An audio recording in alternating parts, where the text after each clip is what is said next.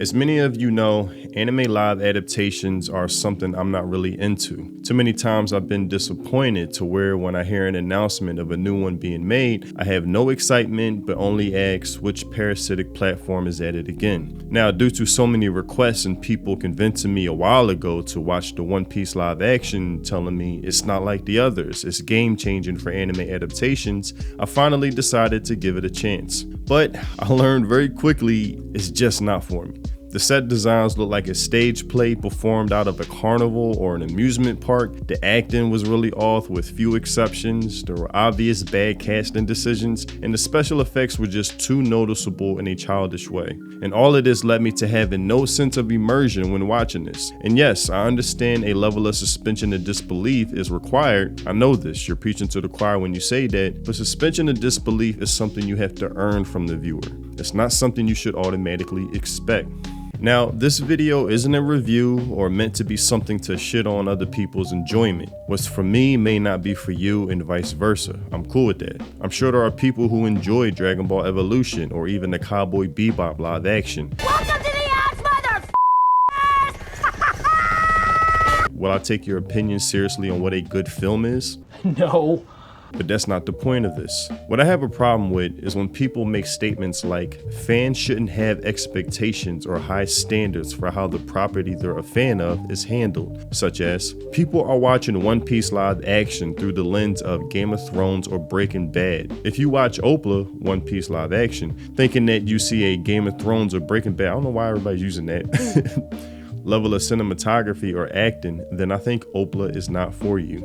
This attempt at shaming fans for daring to have some type of standards for what they're a fan of is what I have an issue with. It's this mindset of viewing the realm of manga and anime as something lesser. Stop expecting good acting besides mediocre or even worse at times, cringe. Stop expecting a billion-dollar company like Netflix to produce something that looks better than a high school stage play. I can't imagine if this mindset was applied to comic book movies. We would have never gotten the golden era we received before it was ran into the gutter by non-fans. I remember going to see The Dark Knight for the first time back in '08, and after the first scene with the bank heist, I was already blown away. I believe whatever doesn't kill you simply makes you stranger. I couldn't believe what I was watching. I thought to myself, this isn't just some silly comic book movie made for 10-year-olds. This was a well-done film, period, done by someone who actually understands Batman, the world, and has the respect to deliver something that does it justice. People saying, well, anime and One Piece are too cartoonish to expect it to transfer well into a live action. Have you ever seen the character Joker? He's one of the most exaggerated cartoonish characters known, yet Heath Ledger, RIP, delivers some of the best scenes ever.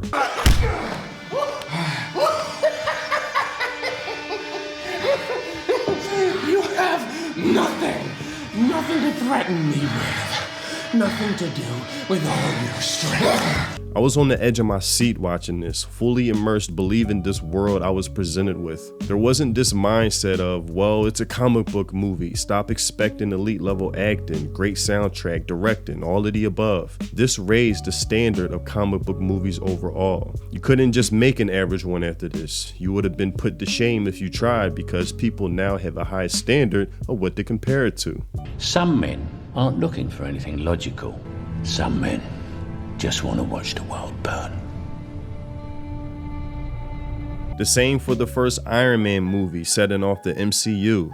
Great acting from both Jeff Bridges and Robert Downey Jr., Oscar winners when the Oscars were still credible and meant something and not a joke.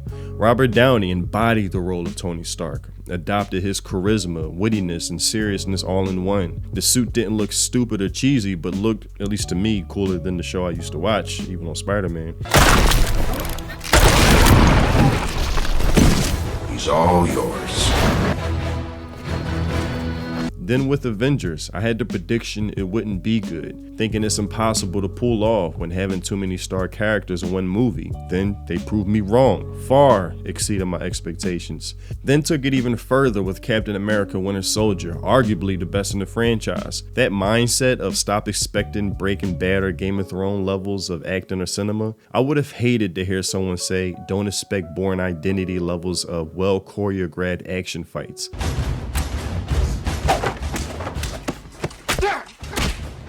That's impossible. It's a comic book movie.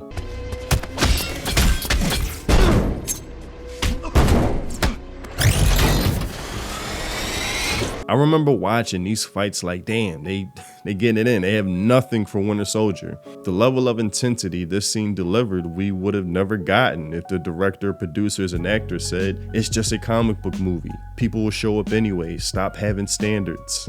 Another problem I had with this, outside the obvious Netflix swapping of characters, is what I've heard about the changing of Sanji's character's portrayal. Now look, I am a One Piece fan, but I wouldn't call myself a hardcore fan of the series. It's not in my top 10 or 20, not even close. But I hate how some people are excusing the retconning of characters in current day, saying that certain aspects of Sanji's character in the manga and anime are too problematic. For example, I don't understand Sanji fans. Netflix actually made Sanji a better character by removing some of his annoying traits. Personally, I like the live action Sanji much more than the manga version, and that alone speaks to so much of what's a bigger problem about this whole thing. And I'm glad there are fans actually defending Sanji. Wow, thank you, OPLA, and this is meant sarcastically, for not bringing to life a pervert anime gag with a human being. So genius, who would have thought that? LOL. Live action Sanji really exposes who knows who is Sanji as a character. If you think this is even remotely close to the character, you have no idea who Sanji is. And it's just surprising to see how fans will tolerate this. Like, at least with the live action Sanji, there's no over the top simping. In the end, it is fine preferring one over the other.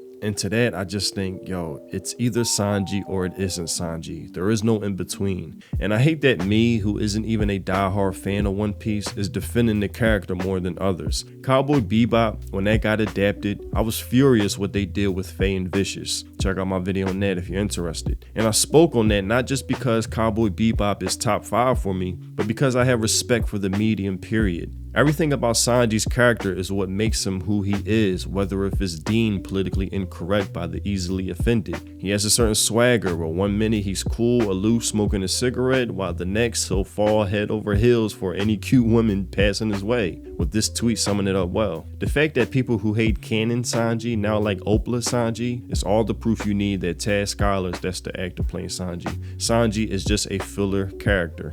And there is one scene that I keep seeing people post referring to it as an outstanding performance or perfection. And I'm just watching like, I think people forgot what good acting looks like, or what a good monologue scene looks like, or had been raised without ever seeing one, so the bar is really low for what's considered a good one. This scene right here is supposed to be that monologue scene for the actor to really shine, given a good character moment. Now, it's not bad or horrible, but it damn sure ain't perfection or what people are hyping it up to be. And I truly believe people have never seen a good monologue scene. First, the switching between all of these different camera angles so frequently ruins the moment. It really should just be 2 angles, but one for the most part. Having the camera from one angle slowly zooming in to capture Sanji's emotional progression of the actor's facial expression as the story they're telling gets more personal, while having one on Nami's face to capture her reaction to hearing the story. A lot of times in movies, these type of takes and monologue scenes are done in one shot to bring more sincerity to the scene and role. Like Good Will Hunting, that movie is full of them. I ask you about war, you probably throw Shakespeare at me, right? Once more into the breach, dear friends. But you've never been near one. You've never held your best friend's head in your lap and watch him gasp his last breath looking to you for help. This scene, Robin Williams carries it for nearly 3 minutes in one take before the camera angle even begins to switch. Even for the 3 minutes before it switches, the camera slowly pans where eventually Matt Damon's character appears in the shot. This is a monologue scene that is worthy of the label perfection. Other great monologue scenes like Saving Private Ryan, Blade Runner, all those moments will be lost in time, like tears in rain. Now, some may say I'm expecting too much for anime or a manga adaptation, or I'm just being condescending. And I promise you, I'm not trying to be, but I call it simply having standards. Growing up, me and my brother and my dad, we weren't really big sports guys, but we really enjoyed movies. Because of my dad watching at a young age movies like A Bronx Tale, Now you can't leave.